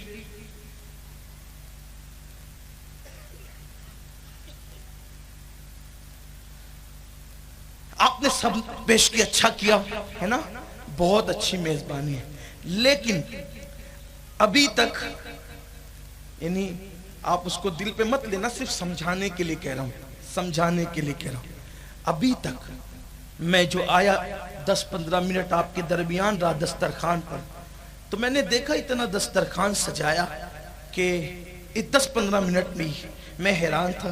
ویسے تو جہاں جاتے یہی حال ہے، تو لگا کہ بعض ذوق لوگ ہیں، ٹھیک، لیکن اللہ نہ کرے اگر کہیں کوئی مہمان آپ کے یہاں آئے، سب سجائے، سب سجائے، سب سج گیا، مہمان کو کھاؤ، میزبان کی عادت ہے کتنا بھی بڑا ہوگا نا بولے گا لو، خود سے کہے گا لو، کھاؤ، اٹھاؤ، اور کھاؤ، اور لو، کتنا ہی بڑا ہوگا۔ علامہ اللہ بخش صاحب کے گھر جائیں، مجھ جیسا چھوٹا آدمی گیا تھا ایک بار، بڑا نوازا، بڑی محبت کی، مفتی اعظم راجستھان سے ملنے کے لیے ان کے مدرسے میں گیا تھا، تو وہ تو اشفاق ہی تھے، اس میں بامسمہ تھے، ہاں، تو میں نے جانا کہ یہ اس میں بامسمہ ہے، بڑی محبت کی۔ میں کبھی کبھی سوچتا ہوں مولانا کا مہمان بنا، حضرت کا مہمان بنا، اتنے نخرے میرے اٹھائے، کبھی کہہ دیا نہیں بھائی آج تو گرم کچھ پینے کا موڈ نہیں ہے، ٹھیک، کوئی بات نہیں، کوئی بات نہیں، ٹھنڈا لے لیجئے، نہیں ٹھنڈا نہیں پیتے، گلا بیٹھا تو اسے دودھ لے لیجئے، چائے نہیں لیتے، یہ لے لیں، یعنی اتنے نخرے۔ بولو تو صحیح، بندہ شریف ہو تو آنے والے مہمان کی اتنے ناز اٹھاتا ہے، بندہ جب بندے مہمان کے اتنے ناز اٹھاتا ہے تو قدرت کے گھر میں جو آتا ہے قدرت اس کے کتنے ناز اٹھاتا ہے۔ کوئی اس کا مہمان تو بن کے دیکھے، ہم تو مائل بکرم ہے، کوئی سائل ہی نہیں، راہ دکھلائیں کسے، راہ روے منزل ہی نہیں، اور اگر میں نے منہ کھول کے بول دیا یار اٹھاؤ مولانا یہ سب مجھے نہیں چلتا، حضرت بتائیں چلتا کیا ہے؟ تو جب بندہ میری منہ مانگی میزبانی کرتا ہے تو بندو آؤ، کیا چاہیے؟ قدرت کی بارگاہ میں اس کے مہمان بنو، پھر مانگ کے دیکھو، اولاد دے گا، روزی دے گا، قسمت بدل دے گا، کوئی آ کر تو دیکھے، وعدہ ہے، یہ اللہ ارشاد فرماتا ہے اِنَّا مَعَ الْعُسْرِ يُسْرًا فَإِنَّ مَعَ الْعُسْرِ يُسْرًا إِنَّ مَعَ الْعُسْرِ يُسْرًا فَإِذَا فَرَغْتَ فَانصَبْ۔ فانصب وَإِلَىٰ رَبِّكَ فَارْغَب۔ اللہ فرماتا ہے ہر مصیبت کے بعد راحت ہے اور ہر مصیبت کے بعد ڈبل راحت ہے۔ شرط یہ ہے نماز پڑھ کے جب دعا میں محنت کرو گے ہم تمہاری ایک مصیبت کے بعد ڈبل آسانی عطا کر دیں گے۔ نماز کے بعد دعا میں محنت کرو۔ نماز پڑھو گے تو دعا کرو گے نا، نماز نہیں پڑھی تو دعا کب ہوگی؟ ہاں نماز کے بعد دعا کی فضیلت ایسے ہے، نماز کے بعد دعا کی فضیلت ایسے ہے جیسے شب قدر میں دعا کی۔ اور مجھے دعا کی بات آئی تو ایک پیاری بات یاد آئی۔ جب بندہ سلام پھیرتا ہے نا، السلام علیکم ورحمت اللہ سے، اللہ کی رحمت کہتی بندے تو نے نوکری کی ہے نا، اب مانگ کیا مانگتا ہے۔ اسی لیے حدیث پاک میں آتا ہے نماز کے بعد دعا میں جلدی کرو، تاخیر مت کرو، جلدی کرو۔ کیوں؟ رحمت کری مانگ، رحمت کری مانگ۔ پھر بندہ دیر کرتا ہے، رحمت کہتی مانگ۔ پھر بندہ دیر کرتا ہے، رحمت کہتی مانگ۔ کبھی ایسا بھی ہوتا ہے کہ کوئی غافل بندہ نماز پڑھتا ہے اور دعا کے بغیر اٹھ کے چلا جاتا ہے۔ لوگوں کے یہاں قانون اور ہے، جو مہمان آ کر کھائے بغیر، پیے بغیر، مانگے بغیر، نخرے کیے بغیر چلا گیا، لوگ کہتے کتنا اچھا ہے بیچارہ، آیا بھی گیا بھی۔ لیکن قدرت کے یہاں اصول الگ ہے۔ اللہ اکبر، یہاں مانگو تو برا لگتا ہے، وہاں نہ مانگو تو ناراضگی ہوتی ہے۔ جو نماز پڑھ کے مانگے بغیر جاتا ہے، قدرت کی رحمت ناراض ہو کے کہتی ہے جا، اگر تجھے مانگنا نہیں ہے تو ہم نے دینا بھی نہیں ہے، تجھے کوئی پرواہ نہیں ہے تو ہم بے نیاز ہیں، اس لیے کہ عطا اس کو کرتے ہیں جو گر گڑا کر مانگا کرتے ہیں۔ اور دعا کی بات کیا ہے؟ لوگ کہتے ہیں مولانا بہت دعا کی قبول نہیں ہوتی۔ ہم کہتے ہیں نادان، حدیث پاک ہے کہ اللہ کے رسول نے فرمایا جب بندہ مصروف دعا ہوتا ہے تو اللہ اس کے ساتھ ہوتا ہے۔ جب بندہ مصروف ہے، یہ احسن الویہ میں روایت موجود ہے، ذیل المدعا کے اندر احسن الویہ میں، تو حدیث پاک ہے کہ جب بندہ مصروف دعا ہوتا ہے اللہ اس کے ساتھ ہوتا ہے۔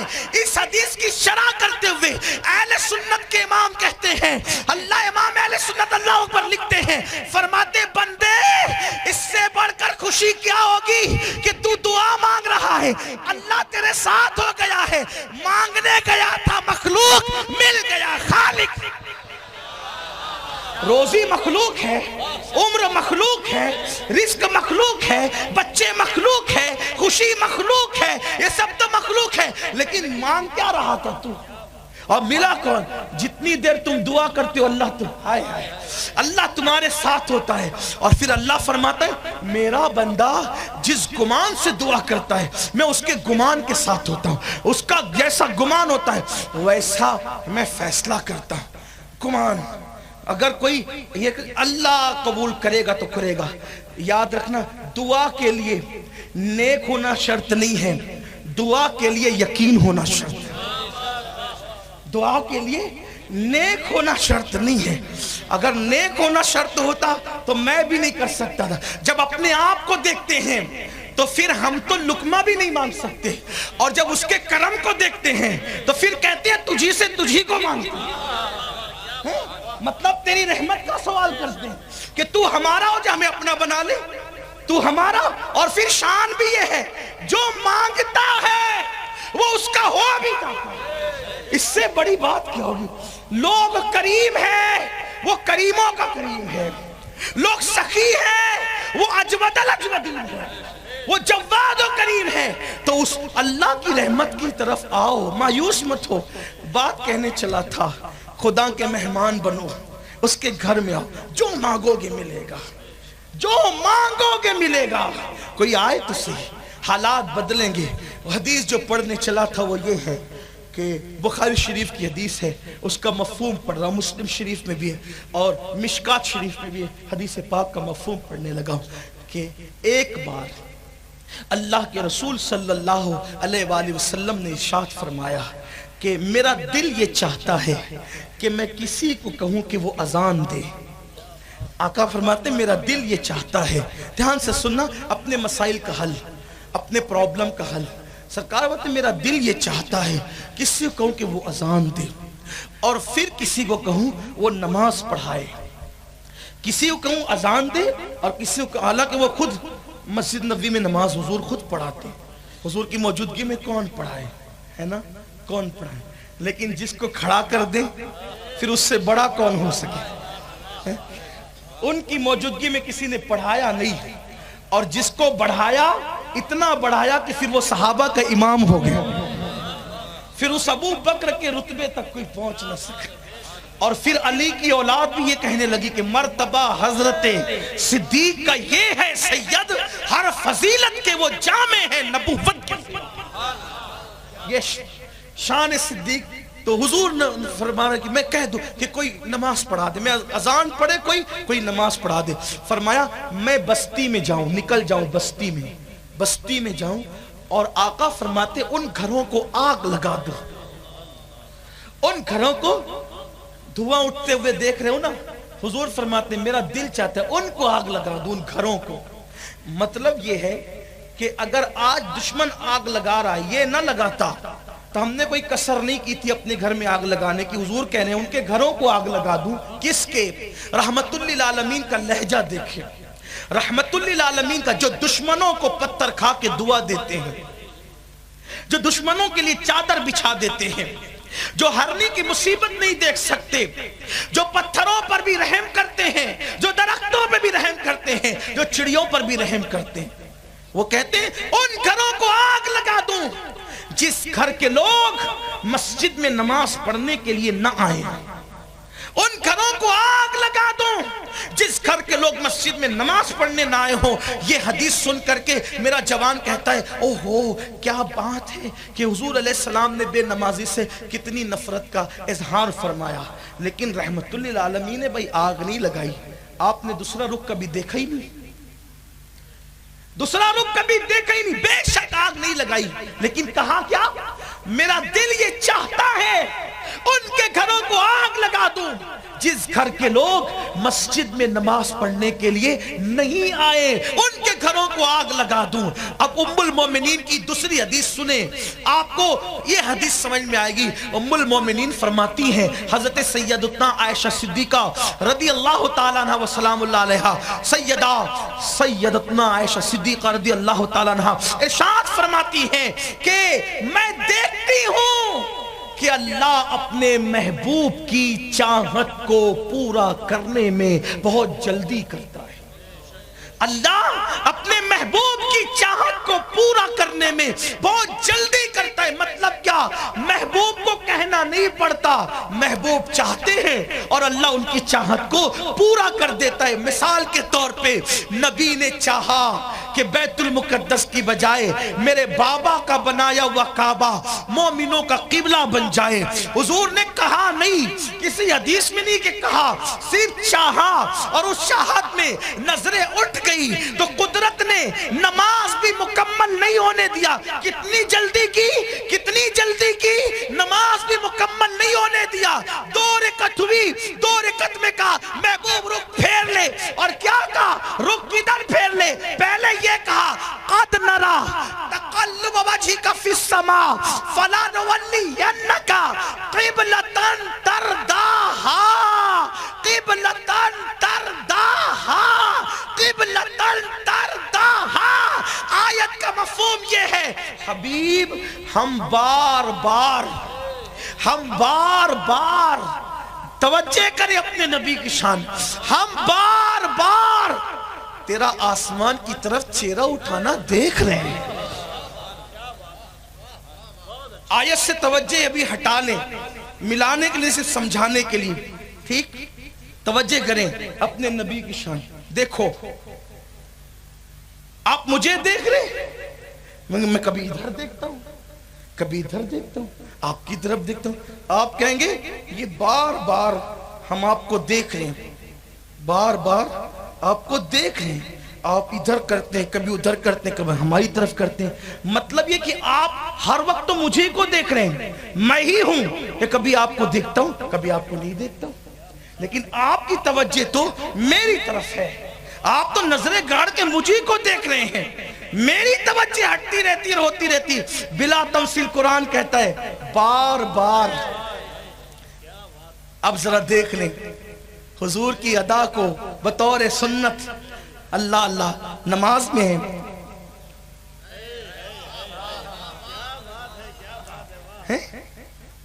حضور چہرہ نیچے کر رہے ہیں مگر قدرت نظر نہیں پھیر رہی ہے. حبیب تو اٹھاتا ہے نیچے کرتا ہے, ہم تو تجھے تکتے ہی رہتے ہیں, ہم تو تجھے تکتے ہی رہتے ہیں, تجھے دیکھتے ہی رہتے ہیں. اللہ فرماتا ہے ہم تجھے بار بار دیکھ رہے ہیں, تیرا چہرہ اٹھانا اور پھر کہتے ہیں حبیب حبیب. اب یہاں پر کوئی تخصیص نہیں ہے کسی مکان کی, ہمیں کیا, وہ تو اس کا سمد ہے. فرمایا ہمیں کسی مکان سے کیا غرض, ہمیں کسی مکان, ہمیں تو تیری خوشی چاہیے پیارے. تو تیرا دل جدھر چاہے, تیرا دل جدھر چاہے اسی کی طرف رخ کر لے, اسی کو قبلہ بنا, اسی کو قبلہ. خدا کی رضا چاہتے ہیں دو عالم, میرا ایمان کہتا ہے خدا کی رضا چاہتے ہیں دو عالم, خدا چاہتا ہے رضائے محمد.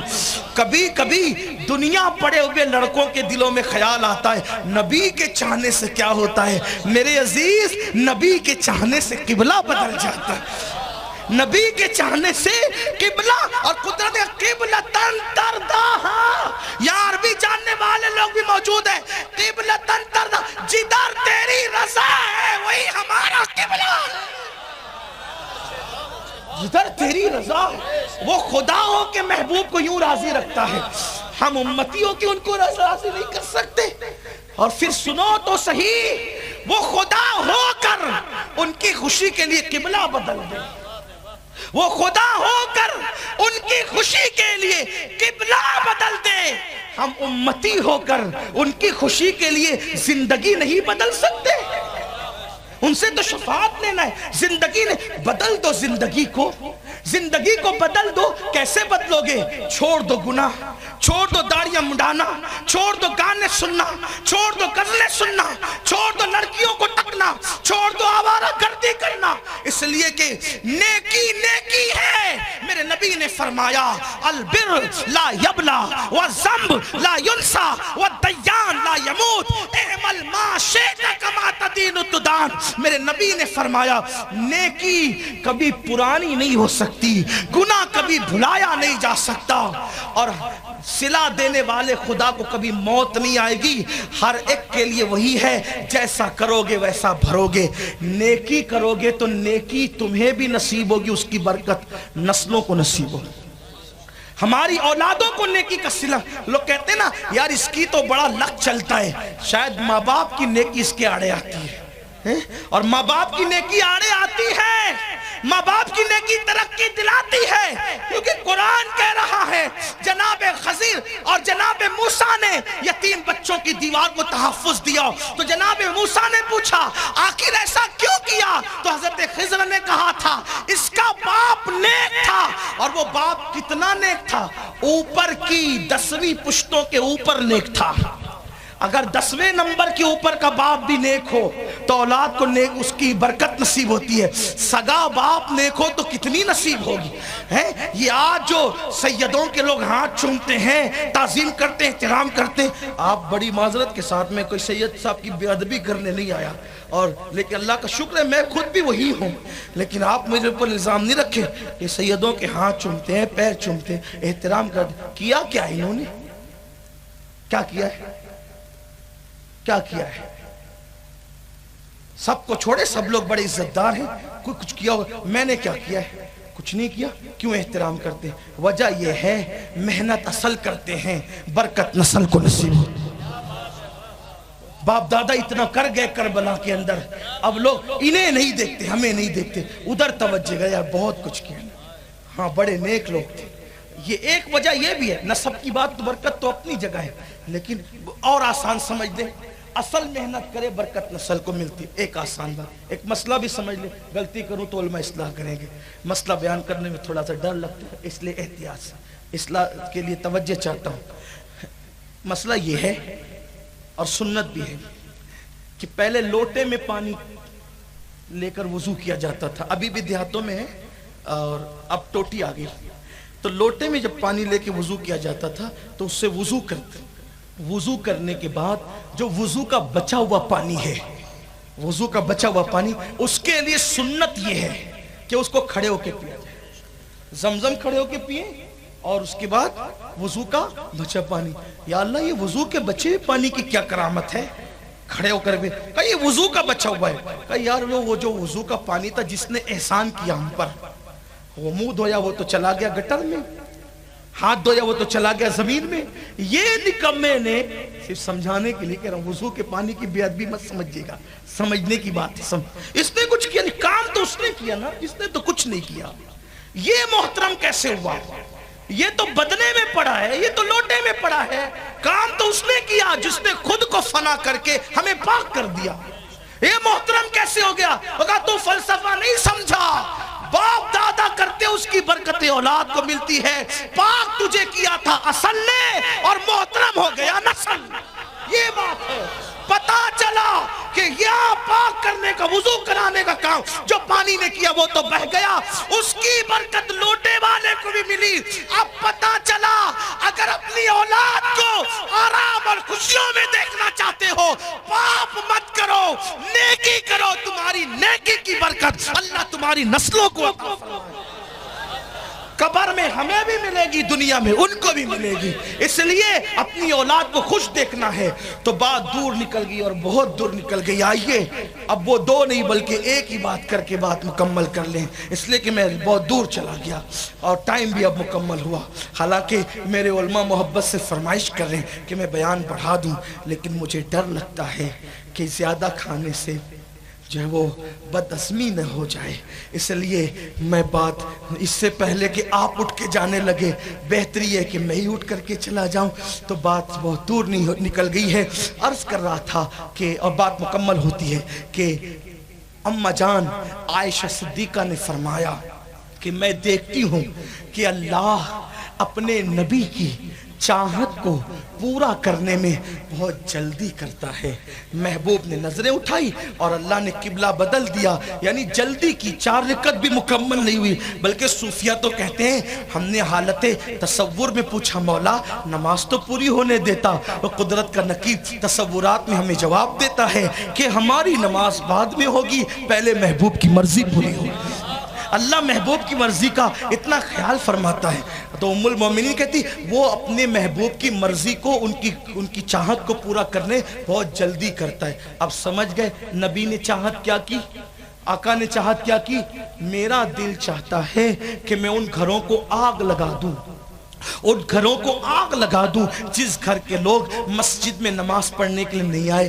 نبی نے چاہا، حضور نے چاہا، رحمت للعالمین نے چاہا، لیکن آگ نہیں لگائی کیونکہ رحمت للعالمین ہے. آگ نہیں لگائی، لیکن ان کی چاہت پر بے نمازیوں کے گھروں کو اللہ نے آگ لگا دی.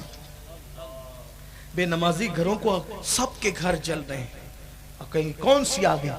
یہ آگ جلا رہی ہے، دکھتی نہیں ہے. اس آگ میں سب جل رہے ہیں، دکھتی نہیں ہے. آپ کہیں گے کون سی آگ؟ ماں بیٹے میں اختلاف، محبت نہیں ہے. یہ آگ نہیں تو اور کیا ہے؟ باپ کی تعظیم بیٹا نہیں کرتا، یہ آگ نہیں تو کیا ہے؟ بیٹیاں 33 35 سال کی ہو گئی، رشتے نہیں آتے، آگ نہیں تو کیا ہے؟ نیند کی گولیاں کھا کر بھی سکون کی نیند نہیں آتی، بستر پہ کروٹیں بدلتے، آگ نہیں تو کیا ہے؟ یہ بینکوں میں لاکھوں کا بینک بیلنس ہے، سکون نہیں ہے، آگ نہیں تو کیا ہے؟ بیماریوں کے اندر جھلس رہے ہو، آگ نہیں تو کیا ہے؟ بیٹیاں غیروں کے ساتھ بھاگ رہی ہے، آگ نہیں تو کیا ہے؟ اولاد ماں باپ کو لات مار کے گھروں سے نکال رہی ہے، آگ نہیں تو کیا ہے؟ بچے بڑوں کا احترام نہیں کر رہے ہیں، آگ نہیں تو کیا ہے؟ گھروں کے اندر بے اطمینانی ہے، آگ نہیں تو کیا ہے؟ میاں بیوی میں محبت نہ رہی، آگ نہیں تو کیا ہے؟ پیسوں میں برکت نہ رہی، آگ نہیں تو کیا ہے؟ کھانوں میں برکت نہ رہی، آگ نہیں تو کیا ہے؟ یہ آگ لگی ہوئی ہے، ملک میں بے چینی ہے، آگ نہیں تو کیا ہے؟ ہر شخص اپنے آپ کو غیر محفوظ کو تصور کر رہا ہے، آگ نہیں تو کیا ہے؟ گھر گھر آگ لگی ہوئی ہے. اب یہ آگ دکھتی نہیں ہے، جلتے سب ہیں، محسوس سب کرتے ہیں، مگر سن لو مسلمانوں، اب یہ آگ وہ آگ نہیں ہے جو دکھتی ہے، جو دکھتی تو لوگ پانی لے کے دوڑتے، بجھانے کی کوشش کرتے۔ قدرت نے محبوب کی چاہت پر بے نمازیوں کے گھروں میں وہ آگ لگائی ہے، جلا سب کو رہی ہے مگر نظر نہیں آ رہی ہے۔ یہ آگ کوئی آکسیجن نہیں بجھا سکتی، یہ آگ کوئی پانی نہیں بجھا سکتا، یہ آگ کوئی مٹی نہیں بجھا سکتی۔ اگر اس آگ کو بجھانا ہے سجدے کرتے جاؤ، نبی کی آنکھوں کو ٹھنڈا کرتے جاؤ، اللہ گھروں کی آگ کو بجھاتا رہے گا۔ آؤ اپنے اللہ سے عہد کریں، آؤ اپنے اللہ سے عہد کریں کہ ہم سب نمازی بنیں گے، کیونکہ اور اپنی اولاد کو نمازی بناؤ، نہیں پڑھتے مار کے پڑھاؤ اولاد کو، کیونکہ ایک دن ایک جوان کے پاس ایک جوان کی شکایت لے کر صحابہ کے کہتے ہیں آقا ایک جوان ہے جو گناہ کرتا ہے۔ حضور نے پوچھا کیا وہ نماز بھی پڑھتا ہے؟ ایک جوان ہے جو گناہ کرتا ہے، پوچھا وہ نماز بھی پڑھتا ہے؟ ہاں آقا۔ سرکار نے فرمایا ایک دن اس کی نماز اس کو گناہ سے ضرور روک دے گی، اور چند ہی دن گزرے تھے وہ جوان نیک بن گیا۔ اس مضمون کی ایک روایت اور مجھے یاد آتی ہے، لیکن میں چونکہ بات ختم کر چکا ہوں، اگر آپ کی اجازت ہو تو ایک بات کہہ دوں۔ ہاں آپ کا خیال مجھے رہتا ہے، اس لیے میں تھوڑا سا آپ سے اجازت لے لیتا ہوں، ورنہ آپ نے تو بولنے کے لیے بٹھائیں۔ ایک روایت ہے، بہت خوبصورت روایت ہے، اور ہمارے معاشرے سے حالات کو ٹچ بھی کرتی ہے۔ فاروق اعظم رضی اللہ تعالیٰ کے دور میں، حضرت عمر ابن خطاب کے دور میں ایک جوان تھا۔ اس جوان کی آنکھیں ایک خوبصورت لڑکی سے لڑ گئی، حسین و جمیل لڑکی سے اس کی آنکھیں لڑ گئی۔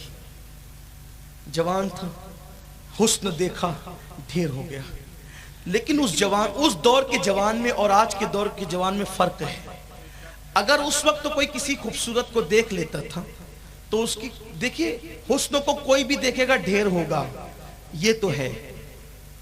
اللہ جسے بچا لے، اللہ جسے بچا لے، حسن ہے ہی قاتل، اللہ جسے بچا لے۔ بہت کم لوگ ہیں جو بچتے ہیں، کوئی دل و شعری کی بات نہیں کر سکتا۔ حضرت یوسف علیہ السلام نے کہا تھا کہ حضرت یوسف علیہ السلام نے کہا تھا اللہ کے کلام میں بادشاہ کے سامنے، میں اپنے نفس کو بے قصور نہیں کہتا، بے شک نفس امارہ تو برائی کی طرف لے جانے والا ہے، مگر اللہ جس پر رحم کرے۔ یہ نبی کی بولی ہے، معصوم اس لہجے میں بولتا ہے، اپنی کیا اوقات ہے۔ تو حسن پر لوگ ڈھیر ہو ہی جاتے، اللہ جسے بچا لے، اللہ جسے کرم فرما دے، اللہ تعالیٰ جس پر رحم فرما دے، اور دعا کرو اس کا کرم ہے، اس کا کرم ہے تو گناہوں سے بچے ہوئے، ورنہ کوئی اپنے بس کی بات ہے گناہوں سے بچنا، وہ بچا لے، کرم ہے اس کا کرم ہے۔ اور جس کو بچا رہا ہے اس کو تو شکر کرنا چاہیے کہ کرم ہے، ورنہ وہ جس کو چاہتا ہے پھر کبھی آزمائش میں گرفتار بھی کرتے۔ بے شمار روایتیں، اس طرف کہاں جانے کے لیے ٹائم ہے۔ تو فاروق اعظم کا دور ہے، خوبصورت دور، وہ دور جس کے لیے کہا گیا ہے کہ سیدنا فاروق اعظم نے عدل کی وہ مثال قائم کی، کہنے والوں نے کہا کہ شیر اور بکری کو ایک گھاٹ میں پانی پلایا، یہ محاورہ مشہور ہے، بڑا عدل کیا۔ تو لڑکی سے، تو آج کل کے لڑکوں کا حال کیا ہے؟ اس دور میں جب کوئی حسن دیکھتا تھا تو وہ گھر آ کے کہتا تھا کہ میں نے ایسے کو دیکھا ہے، میں نے شادی کر لینا ہے، یعنی وہ آگے نہیں بڑھتا تھا ناجائز طرف، یہ تھی بات۔ اور آج کل کے لڑکے کسی حسن کو دیکھتے ہیں تو فوراً ان کا منصوبہ بنتا ہے زنا کا، یہ بات ہے، یہ بات ہے، حاصل کرو، یہاں لے کے چلو، لالچ دو، یہ کرو وہ کرو، اور یاد رکھنا زنا بہت بڑی بہت بری چیز ہے، بہت بڑا گناہ ہے، گناہ کبیرہ ہے۔ صرف جو لڑکیوں کو دیکھتا ہے نا، تکتا ہے، دیکھتا ہے، صرف دیکھتا ہے، اللہ تبارک و تعالی مرنے سے پہلے ڈر ہے کہ اس کا ایمان چھین لے گا اور وہ کافر ہو کے، دیکھنے تکنے والے کا یہ حال ہے۔ اور دنیا میں اس کے جسم کو اللہ بدبودار کر دیتا ہے، مرنے سے پہلے لڑکیوں کے تکنے والوں کے جسم کو قدرت بدبودار کر دیتی ہے۔ یہ ہے صرف تکنے کا وبال۔ جب تکنے کا یہ وبال ہے تو زنا کا وبال کیا ہوگا؟ کہنے والے مفکر نے کہا ہے کہ جب کوئی زنا کرتا ہے تو اگر وہ 7 سمندر کے پانی سے غسل بھی کر لے، جملے پہ توجہ کریں، کوئی زنا کرتا ہے تو 7 سمندر کے پانی سے وہ غسل بھی کر لے، تب بھی اس کے دامن پر جو گناہ کا دھبا لگا ہے، 7 سمندر کے پانی بھی اس گناہ کے دھبے کو دھل نہیں سکتے۔ اور اس کے غسل سے جتنے قطرے بہتے ہیں، ہر قطرے کے بدلے میں شیاطین پیدا ہوتے ہیں، اور وہ شیاطین قیامت تک کے پاپ کرتے رہیں گے، اور ان سب کا عذاب اس کو ملے گا جس کے زنا کے غسل کے قطرے سے وہ شیاطین پیدا ہوئے۔ یہ ہے زنا کا، یہ تو میں نے سرسری بتا دیا، عنوان یہ نہیں ہے، ورنہ زنا کا وبال سنے تو پتہ چلے کہ کیا ہے، اور لوگ اس کو دھڑلے سے کر رہے ہیں، دیکھ بھی رہے ہیں، زنا کر بھی رہے ہیں، تباہی نہیں ہوگی تو کیا ہوگا؟ تو نہیں، اسلام نے راستے کھلے رکھے، راستے کھلے، حلال ذریعے سے جاؤ، حلال ذریعے سے، حرام ذریعے سے مت جاؤ۔ اور جو لڑکی اور جو لڑکا، جس لڑکی کی تقدیر میں جو لڑکا لکھا ہوگا اور جس لڑکے کی تقدیر میں جو لڑکی لکھی ہوگی، اس کو مل کے رہنا ہے۔ تقدیر سے زیادہ کسی کو نہیں ملتا، تقدیر سے کم بھی نہیں ملتا۔ جو چیزیں تقدیر میں لکھی ہوتی ہیں نا، وہ ڈھونڈتی رہتی ہے، ہمیں تلاش کرتی رہتی ہے، اور وہ ہمیں مل کے رہتی ہے، مل کے رہنا۔ کبھی سنا بھی نہیں تھا پیپاڑ کون سا علاقہ ہے، کبھی نہیں سنا تھا، یہاں کا پانی لکھا تھا، دیکھو کیسے بہانے سے قدرت نے پہنچایا۔ اچھا ماشاءاللہ، دیکھیے 2 مرتبہ بتا رہے مولانا صاحب آئے، اصل میں اتنی جگہ جاتے ہیں کہ یاد ہی نہیں رہتا ہے، اتنی جگہ جاتے ہیں کہ یاد نہیں رہتا ہے۔ خیر اگر آئیں تو اچھا، آپ لوگ کو یاد ہے، آپ نے یاد رکھا، ہم نے تو جفا کی کہ ہم بھول گئے، آپ نے یاد رکھا، بڑی مہربانی آپ کی۔ تو عرض یہ کر رہا تھا، تو یہاں پانی نہیں، یہاں کے پانی نے پہنچا ہے، لکھا تھا قسمت میں، دانے نے پہنچا ہے، لکھا تھا قسمت میں۔ اور اسی طرح بیوی بھی تقدیر میں لکھی ہے، بچے بھی لکھے، ملنا ہی ملنا ہے، ملنا ہی ملنا ہے۔ نہیں جانتے جناب زلیخا رہتی ہے یمن سے پار، حضرت یوسف رہتے ہیں ملک شام میں، اور ملانا ہے مصر میں، تو دیکھو کیسے انتظام ہوتے ہیں۔ خواب دکھایا جاتا ہے، بھائیوں کو دشمن بنایا جاتا ہے، بھائی مار پیٹ کے کنویں میں ڈالتے ہیں، کنویں سے نکالا جاتا ہے، پھر فروخت کیا جاتا ہے، الزام لگائے جاتے ہیں، پھر اس کے بعد جیل میں ڈالا جاتا ہے، پھر تخت پہ بٹھایا جاتا ہے، اور پھر زلیخا کو نئی جوانی دے کر ملایا جاتا ہے۔ ملانے کے انداز، امام حسین رہتے مدینہ منورہ میں، شہر بانو رہتی ہے ایران میں، کنیز بنا کر مسجد نبوی کے صحن میں بٹھائی جاتی ہے۔ لوگ مشورہ دیتے امیر المومنین آپ کا حق ہے، یہ جرأت مند خوبصورت لڑکی آپ کی نکاح میں ہونا چاہیے، لیکن یہ عشق اہل بیت فاروق اعظم کا، کہا یہ لڑکی کوس رہی ہے، کیا کوس رہی ہے، کس کو کوس رہی ہے، غصے میں کیا کہتی ہے، کہا یہ اپنے باپ داداؤں کو کوستی ہے، کہتی ہے۔ دیکھو حضرت شہربانوں کی شان، جب یہ مسلمان نہیں ہوئی تھی تب کی بات ہے، اماموں کی ماں، زین العابدین پاک کی ماں، باقر امام باقر کی دادا، امام باقر کی دادی، امام جعفر صادق کی دادی، تو کہا یہ کیا کوشش، کہا یہ کہتی ہے کہ ہمارے باپ داداؤں کے اندر ہمت نہیں تھی، مسلمانوں سے لڑے کیوں، بھاگ گئے چھوڑ کے، ہم نے کبھی آنگن نہیں دیکھا اپنے گھروں کا، اور آج مسلمانوں کی قیدی بن گئی ہم لوگ۔ کہا واہ، یہ حالت اسیری میں اس کی جرأت اور اس کی حیا کی شان تو دیکھو کہ کبھی اس نے اپنا آنگن نہیں دیکھا، اور لوگوں نے کہا اسی لیے کہتے ہیں کہ آپ کے نکاح میں ہونا چاہیے۔ فاروق اعظم نے کہا نہیں، جب اتنے اونچے گھرانے کی بیٹی ہے تو اونچے گھرانے کی بہو بھی بننا چاہیے،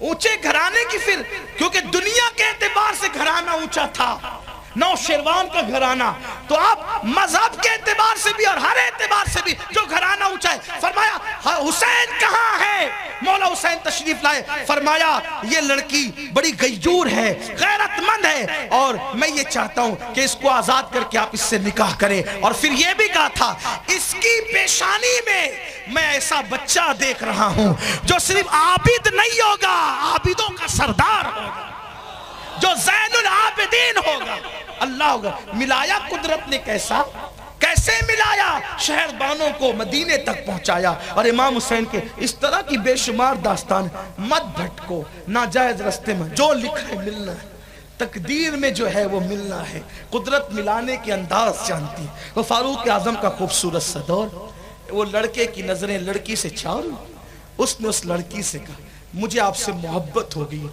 میں آپ کو پانا چاہتا ہوں، میں آپ کو پانا چاہتا ہوں۔ لڑکی نے خوبصورت جواب دیا ایک شرط ہے، میں آپ کی ہو جاؤں گی، ملوں گی آپ کو، ایک شرط ہے امیر المومنین فاروق اعظم کی اقتداء میں 40 دن تک با جماعت نماز پڑھو۔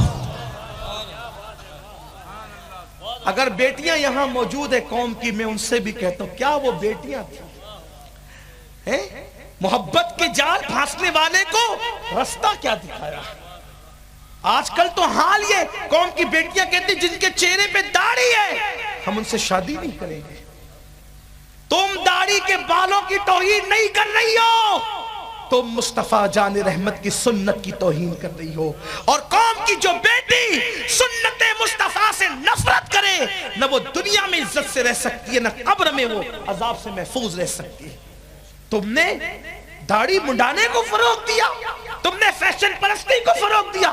میری قوم کی بیٹیوں یاد رکھو، دیندار شوہر سے جو سکون مل سکتا ہے وہ گنہگار شوہر سے سکون نہیں مل سکتا۔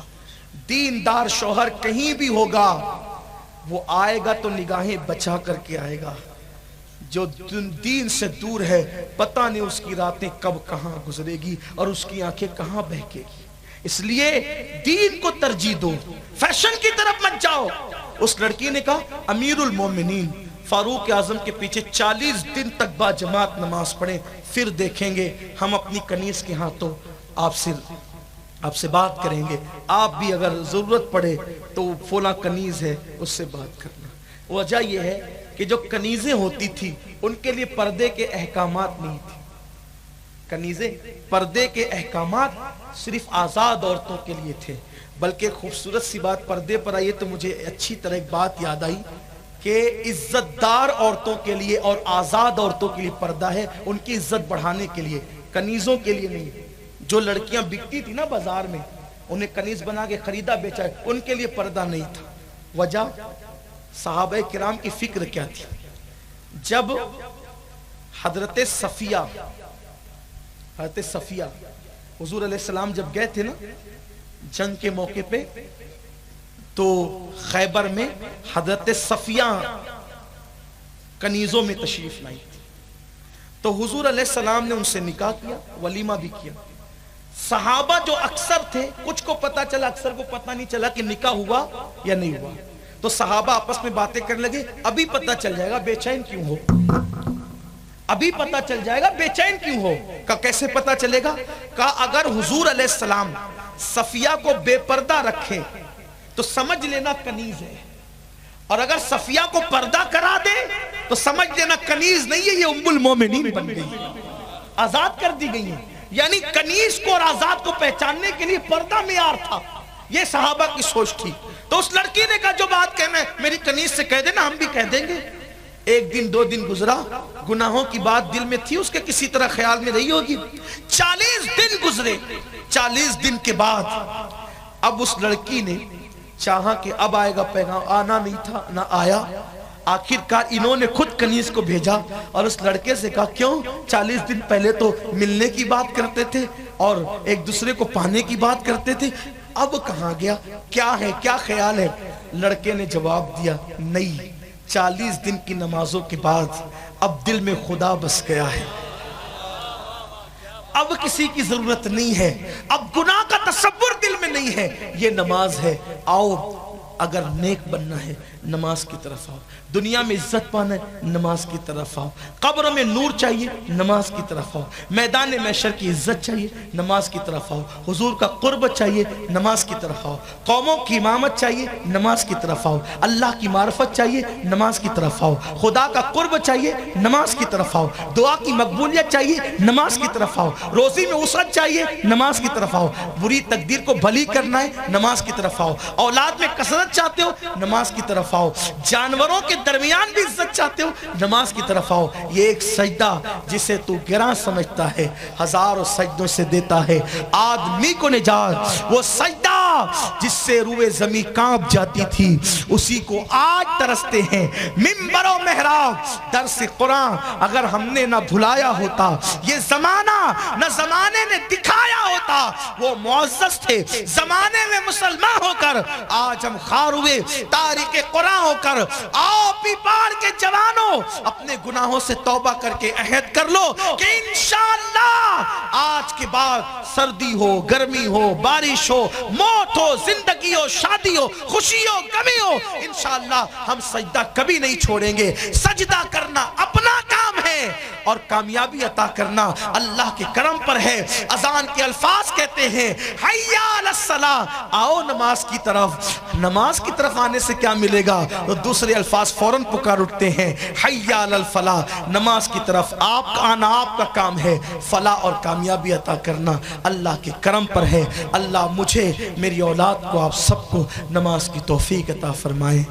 کیا میں اتنا حق نہیں رکھتا کہ ہاتھ اٹھوا سکوں کہ آج کے بعد کون کون یہ چاہتا ہے، کون کون ارادہ کرتا ہے؟ بھائیو ہاتھ اٹھاؤ گے تو بھی فرض ہے، نہ اٹھاؤ گے تو بھی اللہ نے فرض کر رکھے، لیکن اٹھاؤ رکھو، فرشتے گواہ ہو جائیں، فرشتے گواہ ہو جائیں۔ کہو میرے ساتھ یا اللہ ہم عہد کرتے ہیں کہ آج کے بعد ایک وقت کی نماز بھی نہیں چھوڑیں گے۔ اے اللہ عہد کرنا ہمارا کام ہے، اسے پورا کرنا تیرے کرم پر ہے۔